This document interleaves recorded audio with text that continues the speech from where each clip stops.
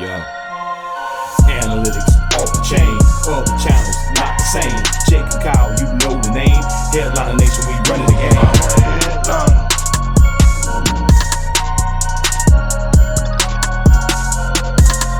I'm a headliner.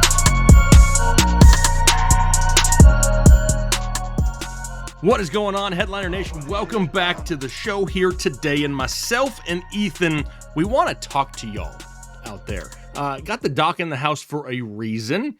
We did this show last year, Ethan, and I think a lot of people enjoyed it. So when I looked at the schedule, I said, I got to get Ethan back in here because we need to talk about some of these new free agents that have gone to new teams and some of their best and worst case scenarios. So when I think about a pessimist, worst case scenario, the first person that pops in my head has to be you. So welcome. Well, it's been a hot minute since you've been on a show.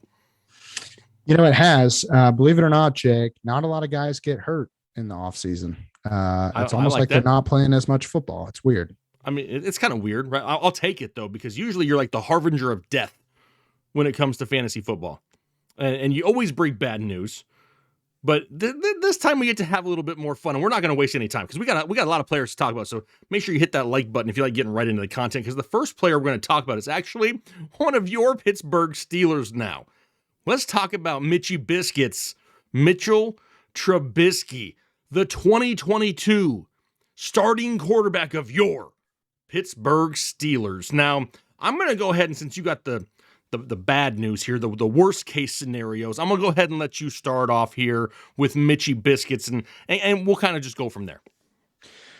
Yeah, well, obviously we're recording this before the NFL draft. So Correct. I told you before the show started, I am going to try my best to avoid this guy could get replaced in the NFL draft argument, because that's not fun. Nobody cares about that. Nobody cares. So we're going to assume that at pick 20, the Steelers are not really loving any of their quarterback options. So they're rolling with Mitchell Trubisky this year. Worst case scenario for him is the team still kind of sucks on the offensive line, and they ask him to do too much, and they cannot protect him. And so what we've seen from Trubisky in the past, and maybe a year in Buffalo has changed this, I highly doubt it, but when you ask Mitchell Trubisky to go out and win you games in spite of the team around him, he can't do it. He's not very good at it. And so while I do think that he is at least comparable to what Big Ben gave us last year, I don't think that the offensive line has changed enough to justify, him being a huge improvement. And I think in general, the team is still a year or two away and probably another quarterback away from really competing. Now, that's not to say the defense couldn't be good, but I'm doing worst case scenario. Yeah. So I'm going to assume the defense is just okay. Maybe they have some injury issues on the defensive side, and Trubisky's asked to do way too much, and he totally bombs in a situation where he has to do too much. Perfect. Well, me being the optimist that I am, Ethan, even though this is a Pittsburgh Steeler player, I got to play by the rules, and I got to go best case scenario. So here's the deal. These are the most weapons that Mitchell Trubisky has ever had. Remember, even back in his days in Chicago when he was a starting quarterback, he had like Allen Robinson, and after that it was like, what?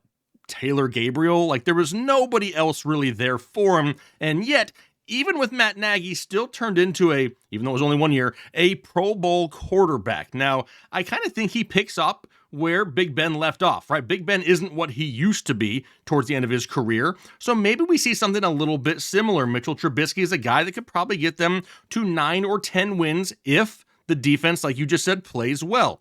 If he can get there, that means he's going to be hovering right around 3,500 to 4,000 passing yards and right around 25 touchdowns with 12 to 15 interceptions. Let's not go out there and act like this dude is like the most accurate quarterback in the NFL, but he does have a little bit of scrambling ability too, Ethan. The guy's got some feet. He can use them, and even though that offensive line is improved, I don't know if it's great yet, but he can still also scramble for right around 400 yards or so. That would put him in the vicinity of right around 3,500 to 4,000 yards, 25 touchdowns, 15 interceptions. And then if we add 400 rushing yards, if you total that up in fantasy football scoring, dude would have finished as quarterback 10 overall in 2021.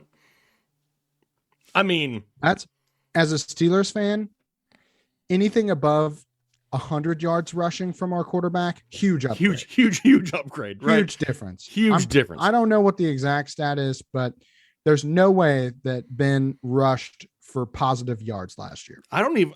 Every time he tried to move, it felt like he tripped. Yeah, he's too top heavy. He's got little legs. And I know the feeling. Torso. Yeah, I know the feeling.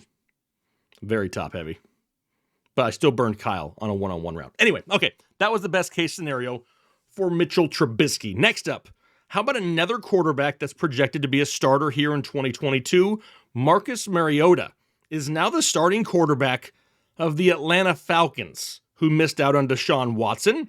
But what are you looking at for Marcus Mariota? Worst case scenario here this year.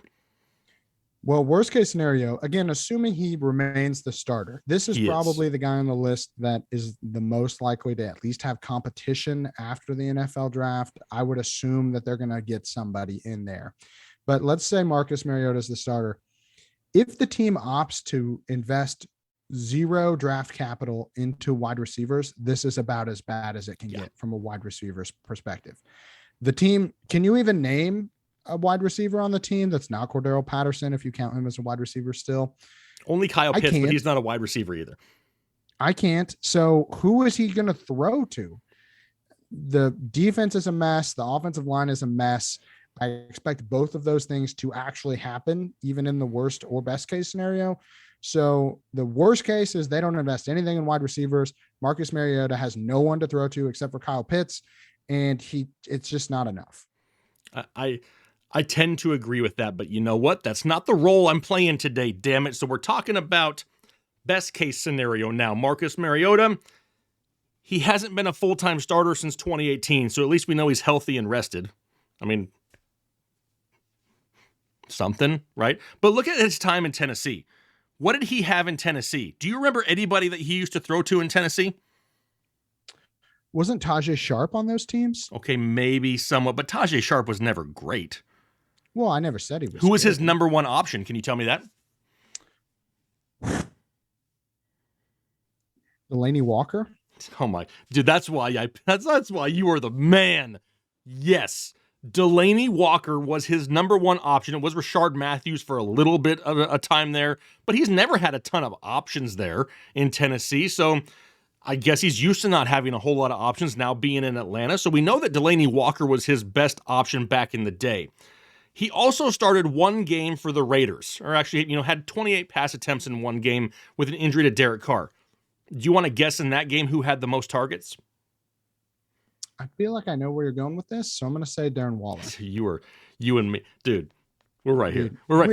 We're so on it. We're so on it today. You better believe it. It was Darren Waller. So good things are coming from Kyle Pitts. Now, another thing, he averages right around 60 targets a season when he was a starting quarterback to his running backs. Running back right now, looking like it's probably going to be Cordero Patterson getting some work out of the backfield. The ceiling just isn't high here. But if he can get in the neighborhood of right around 3,000 passing yards, which isn't crazy, 18 to 20 touchdowns total, and even 100 rushing yards, he's a low-end quarterback too, at best. Like you said, though, I'm having a hard time selling myself on this, but at least the two weapons he has in Atlanta seem to be his most favorite positions to throw to. So at least we got that going for us. I'm trying. I can't I'm argue trying to with dig that. up something good to I can't argue with that. You were tough. That was a tough task, Jake. I think you did well. It was. I took a long time on that one. Okay, next up. Worst case scenario for another quarterback here. Jameis Winston now back with the New Orleans Saints, coming off of a torn ACL. Everything's different in New Orleans. It's kind of a big mess. So what do you see in worst case scenario for Jameis Winston? The injury is probably the worst thing that could happen to him from a fantasy perspective. Right. If for some reason he has some type of compensatory issue, or if that ACL just doesn't heal the way that they expect it to, or the way that it probably should, just given the level of care that he's receiving, that could totally derail the whole season. I would also add in what happens with Michael Thomas. If Michael Thomas just says, "Hey, I'm never playing for you guys again," that would obviously impact Jameis Winston quite a bit.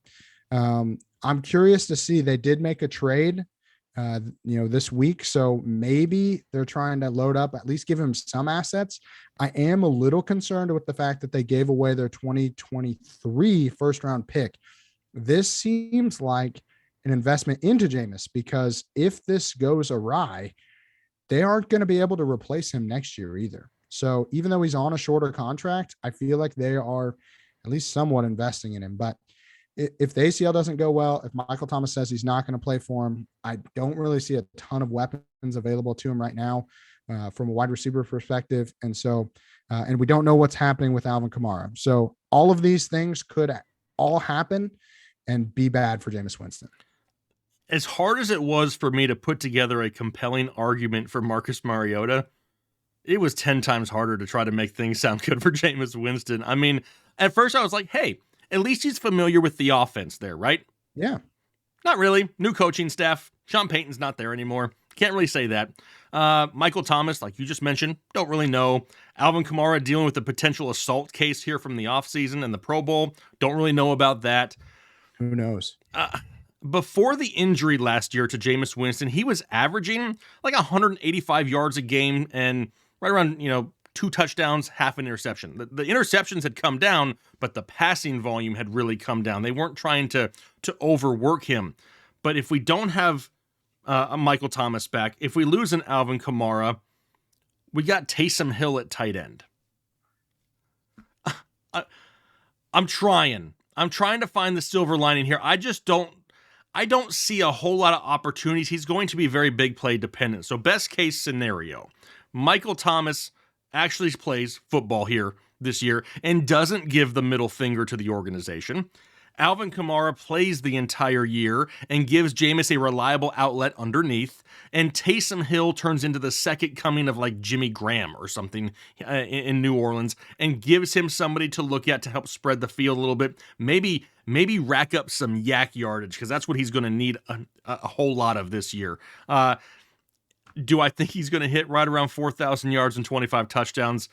Maybe best case scenario, but if I'm being a realist, it's probably going to be a little bit less than that this year. I don't have a whole lot of good news for the Saints right now.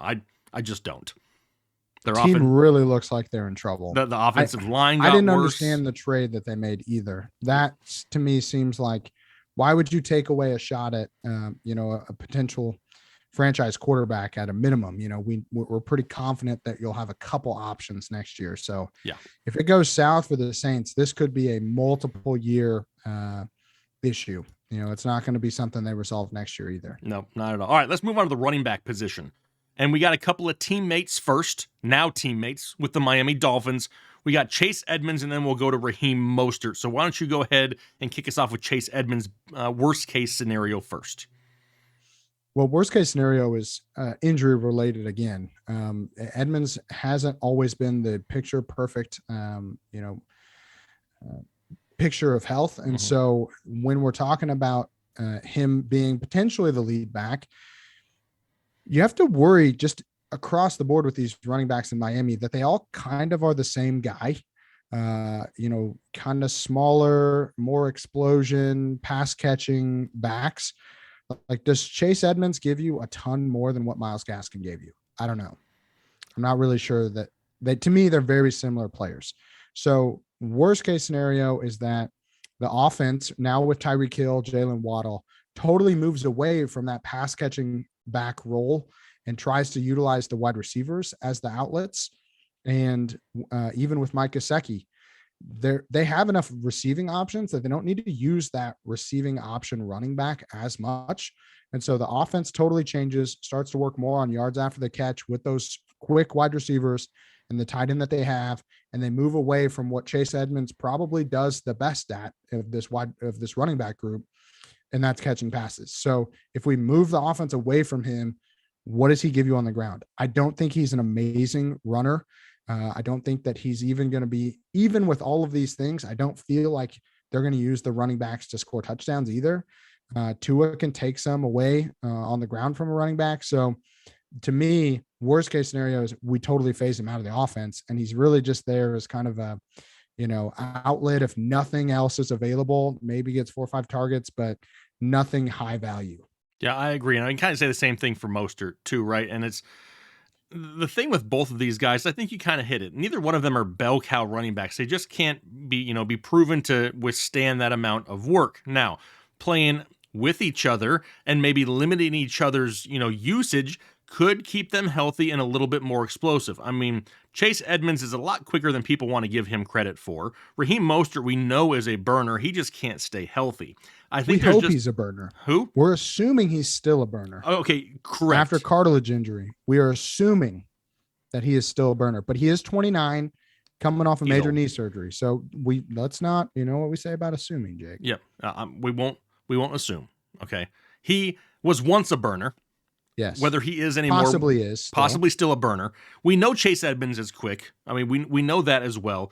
But I don't think, like you said, the volume's going to be there. So we want that pass catching volume. Don't think it's going to be there as well. But where I'm going to kind of throw my beanbag in here. What do you want to call it? What do I throw in here? I don't know if I want to call it my beanbag on the internet. But anyway, I think we're going to be a little bit more reliant on touchdowns. And I think this offense has an opportunity to score more touchdowns this year. I would hope so. I would hope so, definitely. The offensive line is greatly improved, but where I see this backfield is like maybe right around 1,500 total yards to split between the two of them.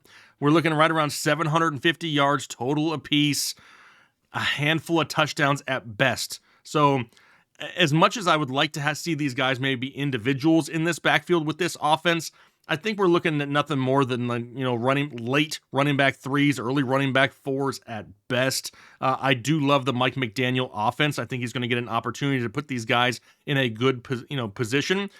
But with Raheem Mostert, as long as he's been in the league, he's only had one season with at least 11 games played in a season, and that's just not something to be it's not good enough. Overly excited about. So honestly, if they stay healthy, they limit their workload. Best case scenario, 1,500 total yards in this backfield. They kind of split it up, and they're running back low running back 3s, high running back 4s at best. I would add, if for some reason one of them stays healthy and one of them does not, there is some high, kind of mid to high RB2 potential there. So we can't rule out that, knowing that they both, and even Myles Gaskin to an extent, have injury issues in their past. This is what has happened in San Francisco the last few years. Yep. You want the guy that stays healthy the most, I guess. And so there is a chance that there's some, good potential if Chase Edmonds, manages to stay healthy. Let's say nobody else does. Maybe he could be a bell cow. Yep. I won't disagree with that whatsoever. What about our buddy? What about RoJo? We've said say no to RoJo forever. Now he finds himself in Kansas City. What is the worst case scenario for RoJo? Worst case scenario is he gets put in the dog pound again because of mistakes he makes on the field, which he does often enough to put him in the dog pound once before. Yeah. I don't feel like Andy Reid is going to put up with stuff, making mistakes in this offense. The other thing that I think could impact him is, what if CEH is just better at what the Chiefs want their running backs to do than he is. Ronald Jones, I feel like, is going to be splitting touches the whole time. He may not even be the bulk of the touches that are available for the running backs, if there are enough to even make them super fantasy viable. And we know he's prone to mistakes. So if he comes out and fumbles twice in the first 2 weeks, we could easily see that, go towards, CEH or another running back on the team. And then he's just depth at that point. And so that's the worst case scenario, is he is, I guess, who he is. He is who we thought he was? Yes. Perfect. Okay. So this is great for me to have the best case scenario for Ronald Jones. I mean, I haven't. This is the first time you'll say anything nice about Ronald Jones in his whole career. It may be, but here we go. Okay, so best case scenario, he makes it more than 3 or 4 weeks before fumbling, dropping, missing a blitz pickup, and then he continues to play, a few downs every game.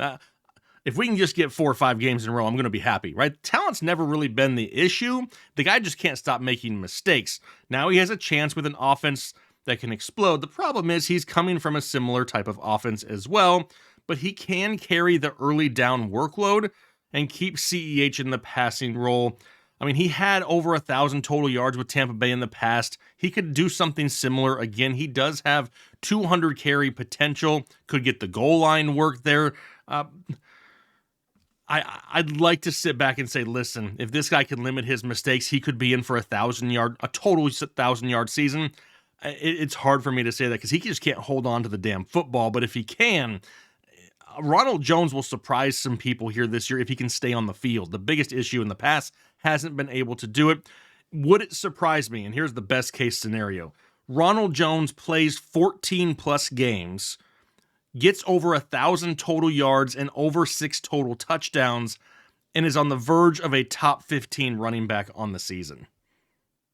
It would surprise me. I would think that something would have to happen to Clyde Edwards-Helaire for that to happen. Which is not out of the question either. No, he is, admittedly not the most reliable guy to stay healthy. So exactly. It's not impossible, but I don't know. I still think it's pretty unlikely. Yeah, I'm not a RoJo guy though. Me neither. That was me putting on my happy face. We're not. Okay. We're just not. No, we're just not. Okay, on to the wide receivers. Let's talk about some ball catchers. First one up, Allen Robinson, now in LA with the Rams. Good luck trying to find worst case scenario because I'm probably going to bury it here with my best case, but go ahead. Well, there's obviously some good things that could happen. The bad things that could happen for Allen Robinson is he's still not the best wide receiver on the team. True. So opportunity, I feel like, is the thing that's going to cause him the most trouble to be a consistent fantasy option this season. I do think that, obviously Robert Woods is gone, but Cooper Kupp isn't going anywhere, and he deserves his. Yep. He's proven it this year. If anything, if any wide receiver in the league deserves his, it's Cooper Kupp. So what do we do if the offensive line is not as good as it was last year? Cooper Kupp still maintains the bulk of the opportunities as a wide receiver. And let's say Matt Stafford, takes a little bit of a step back. Maybe he gets a little too comfortable with this Super Bowl win. He's proven himself. Now he doesn't try to be the hero that he was before. Maybe he just tries to get the ball to Cooper Kupp, relies on his binky a little bit. And Allen Robinson gets pushed into a decent, but not amazing wide receiver 2 role. It's very possible. We still don't really know what's going on with OBJ yet. So what happens if OBJ decides to come back? Then what happens? What happens if OBJ is perfectly healthy or manages a great recovery? Is Allen Robinson still the wide receiver 2? Or is he splitting that role? A lot of things could go wrong for Allen Robinson from a volume perspective. Mm-hmm. I still think the offense will be great, but I'm a little worried about the volume there. I can't disagree with that. I mean, OBJ dangling out there still is a big question mark that needs to be answered for sure. But as of right now, he is not on the Rams roster, right? So OBJ is not currently there. And look what they did with him last year, though. A lot of people had written off Odell Beckham for years. The guy is washed. He's not good anymore. And then all of a sudden he gets with this Rams offense and Matthew Stafford, and he's scoring touchdowns every single week, and he's making big plays again. That could definitely be Allen Robinson. And why I love it so much this year is so many people are going to be off this bandwagon because he burned them last year in fantasy football. And it's going to drop his ADP down because people don't want to take that risk, that gamble, when in reality, going to LA is not a bad thing. Sure, Cooper Kupp is going to get his, but we've seen at times in this same offense where they can support 2 wide receivers with over 100 targets. Now, obviously, Cooper Kupp is gonna be on the verge of leading the league in targets if I had to guess here for 2022. So I'm not saying that maybe huge volume. I'm not saying 150 plus for Allen Robinson, but could he flirt with 110 to 120 targets in this offense? Remember, Cam Akers, you're the one that helped me hop off that bandwagon. You know what I mean? So maybe they don't run the ball as much, and maybe they're just so successful passing the ball that they kind of utilize Allen Robinson a lot more than maybe people have planned and really just continue to feed him targets. Could he be on the verge of 120 targets, 1,000 yards, and 8 touchdowns? if he is, he's a wide receiver 2 easily and is a great value right around the 4th to 5th round in fantasy football drafts. I think Allen Robinson's in for a bounce back year here in LA. I think this is easily the best quarterback he's ever played with. Easily. So I totally see it. I'm actually pro Allen Robinson, so it's kind of hard to make an argument against him. But I do think that, you make some good points about the offense. If there's an offense that can support 2 wide receivers, this is definitely one of them. So that is good for Allen Robinson. And we've seen Matthew Stafford likes big-bodied guys. Like, he's not afraid to throw. Whoa. Sorry. Careful. Don't be throwing the guy's personal news out there. You said earlier, never mind. Go back and watch to see if you can catch what Jake said. I said beanbag. Inappropriate. Before that. Oh, I did? Oh, no. You said something even worse. Go back, like the video, go back, see what Jake said. Watch it all over again. But we know that Matthew Stafford has been very successful when he has options to throw, and he is not afraid to throw the ball downfield, which is where Allen Robinson really excels. He's not afraid to throw, footballs into coverage where Allen Robinson excels. Allen Robinson has not had a quarterback in his career that was willing to throw him those types of 50-50 balls consistently and accurately. So I'm really curious to see what this looks like. Yeah, I'm looking forward to it too. All right, I'm going to skip down the list here just for time reasoning here. Let's talk about JuJu. Now, JuJu no longer a Steeler, but now he's out there JuJuing on that beat with Jackson Mahomes in Kansas City, out there doing TikToks on the sidelines and stuff, which I know a lot of people, I don't love it either. A lot of people hate it and they want to take it out on his actual ability on the football field. I can separate the two. But JuJu now in Kansas City with no Tyreek Hill, what is the worst case scenario? Well, I think there's a combination of worst case scenarios. But to me, the biggest worst case scenario is that Patrick Mahomes now without the dynamic duo that was Tyreek Hill and Travis Kelce revolves backwards into some of the habits. He doesn't have a lot of bad habits as a quarterback, but what do we know is one of the biggest weaknesses of Patrick Mahomes, at least the last few years? What, being under pressure, having time to hero ball. Yep. He wants to be the hero. Mm-hmm. Who is the guy who's the most likely to be targeted when Patrick Mahomes is trying to be a hero? His binky. Yeah, his binky. Travis Kelce. Where does Travis Kelce excel? In the middle of the field. Mm-hmm. Where does JuJu excel? In the middle of the field. What do we do if Patrick Mahomes, now feeling some of the pressure of not having a guy who can just blow the top off of defenses, maybe that's Mecole Hardman. We'll get to him in a second, but doesn't have that Tyreek Hill option. He goes with the one that he knows he can trust the most. Who's his OG? He goes to Travis Kelce early, often. In fact, sometimes he doesn't even make it all the way through his reads because he's more focused on getting the ball to the guy he trusts the most. And we get this Patrick Mahomes, Travis Kelce, huge year. Everybody else suffers. We've seen this before with elite quarterbacks. Think of Aaron Rodgers with Devontae Adams. You ever heard of a good wide receiver 2 coming out of Green Bay? No, because when Aaron Rodgers locks into a guy, that's all he's looking for. Mm-hmm. What if Patrick Mahomes has the same type of tendency now that he doesn't have Tyreek Hill as an option? I still think JuJu could be really good in this offense, but I worry that his skill set matches up too closely to what Travis Kelce does well.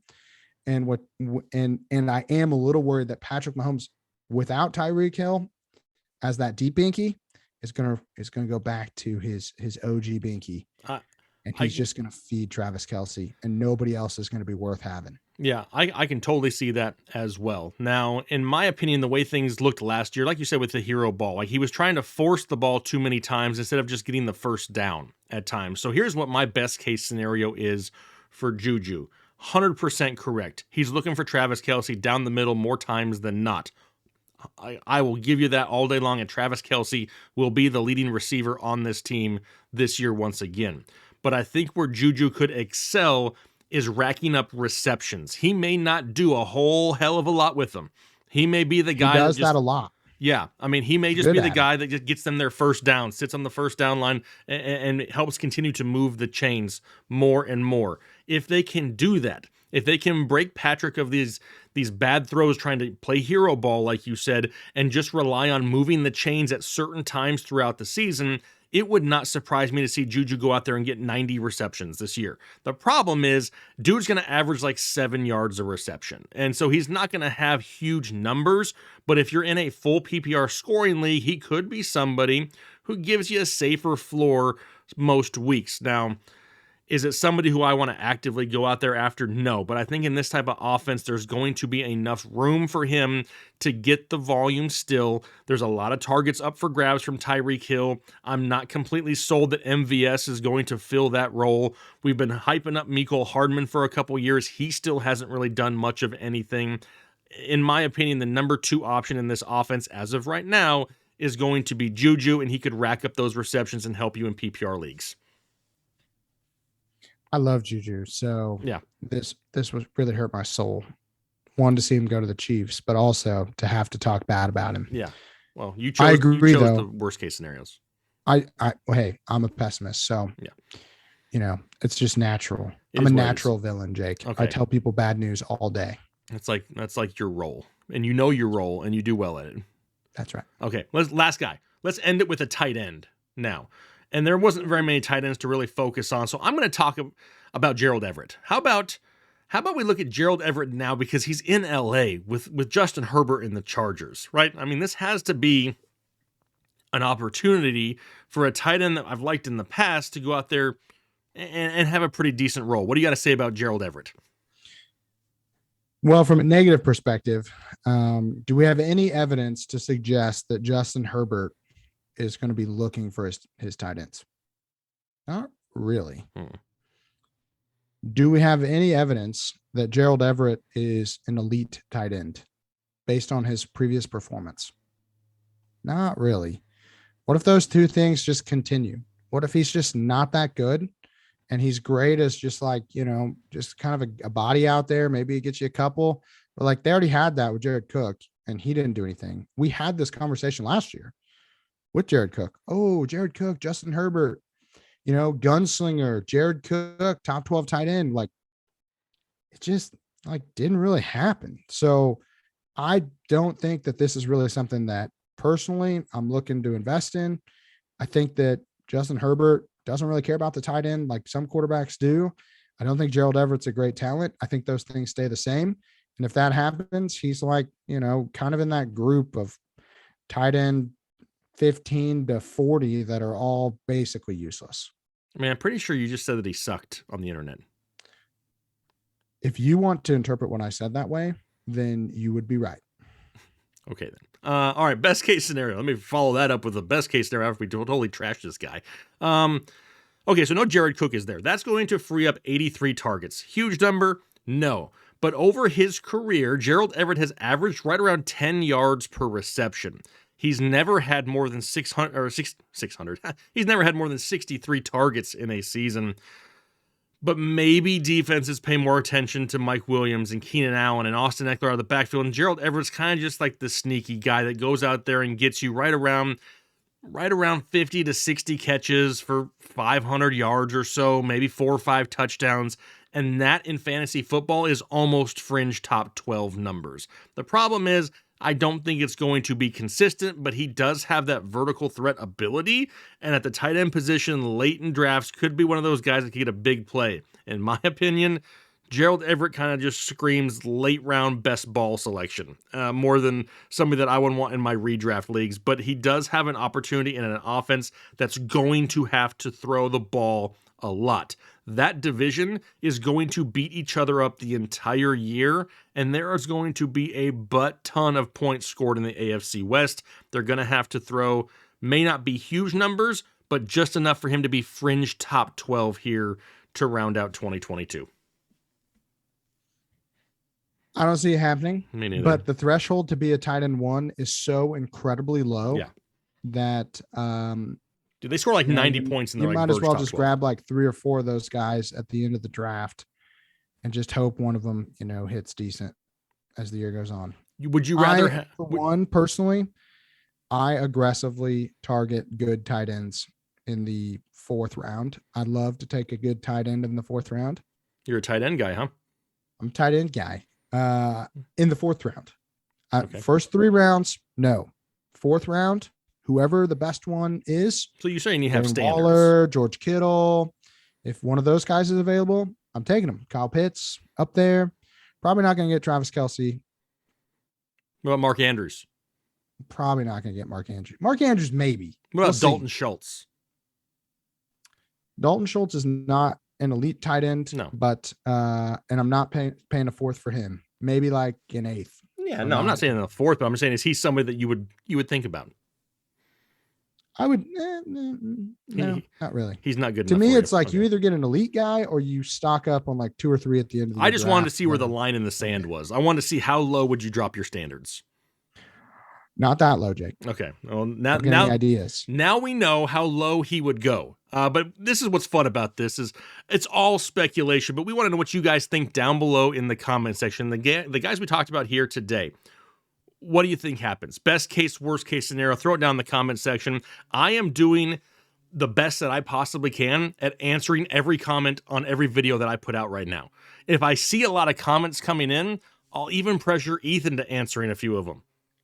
He also just found out about this actually right this second. So leave that comment down below and do us a favor. Hit the like button if you enjoy the off-season content. Trying to find different ways to give you guys information without it being boring and mundane and monotone. So we're going to have a little bit of fun here. But don't forget, we're giving away items with Pristine Auction. So make sure you stay tuned because we got some banger items to give away here in the coming weeks. Ethan, you don't even know what I got. I got some goodies over there. So I don't. You don't. And I do read all the comments. Okay. I know you read them, but do you always respond to them? If it's just like, go Jake, then I'm not going to comment on that. Okay. But if you say go Ethan, I'm going to comment on that. What if they just say, "We love you, Doc"? I'm going to comment on that. Okay, perfect. If you use my emoji, I almost always comment. Oh, perfect. That's what he's looking for is his emoji. So make sure you throw those down there in the comment section. We appreciate you guys, though, here in the offseason. Hit that like button. Hopefully you guys have a great rest of your day, a great week here, and we'll be talking to you later.